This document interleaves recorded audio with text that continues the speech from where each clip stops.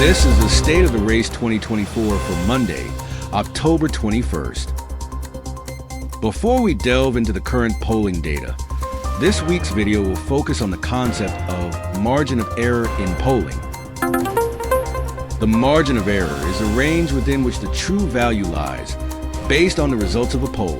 For example, if a poll shows that a candidate has 50% support with a margin of error plus or minus 3%, this means that the actual support could be as low as 47% or as high as 53%. If the results falls anywhere within this range, then the result is considered accurate. Of course, the networks rarely mention or explain this when they share their polls. Often, networks obscure this crucial information by displaying it in small print somewhere on the screen, hoping viewers will overlook it.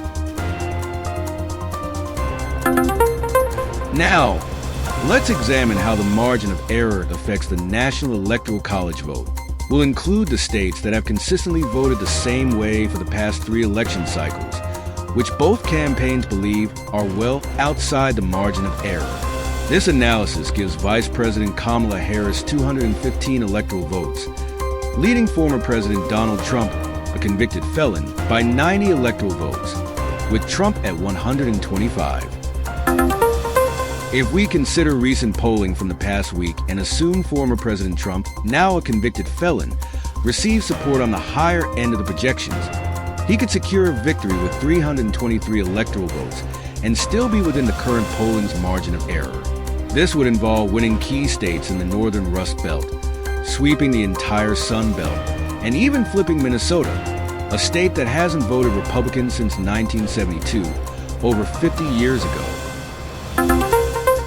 On the flip side, using the same polling data from the past week and staying within the margin of error, if Vice President Kamala Harris performs at the high end of her projections, she could win all the swing states, along with Florida, Texas, and Iowa, leading to a landslide victory with 396 electoral votes, well beyond the 270 needed. In contrast, Trump would be left with just 142 electoral votes, barely more than half of what he would require to win. One of the issues with polling is that both scenarios, whether a win by Vice President Kamala Harris or by former President and convicted felon Donald Trump, fall within the margin of error. This means either outcome would be considered expected and statistically possible within the current polling data. Details from the polling data highlight how fluid and uncertain the current situation is. What should Americans expect? A landslide victory? A tie? The outcome remains unclear, and the future looks increasingly unpredictable. Here's the current state of the race, based on the latest polling data for each state. In the past week, there has been a shift in several swing states toward Trump, fueled by a surge of new, untested polls that lean with a Republican bias. However, many pollsters are uncertain about the accuracy of these polls, adding to the overall ambiguity of the numbers. Nevertheless, Arizona, Georgia, and North Carolina have shifted enough toward Trump to be added to his column, bringing him within 8 electoral votes of victory. Conversely, this would require Vice President Harris to win all remaining swing states. She would need to achieve a complete sweep to secure her victory.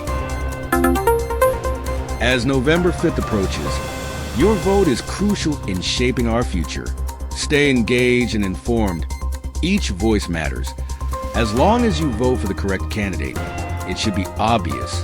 Keep an eye out for more State of the Race updates as we count down to Election Day. In our next report, we'll explore potential wild cards that could impact polling accuracy in certain states.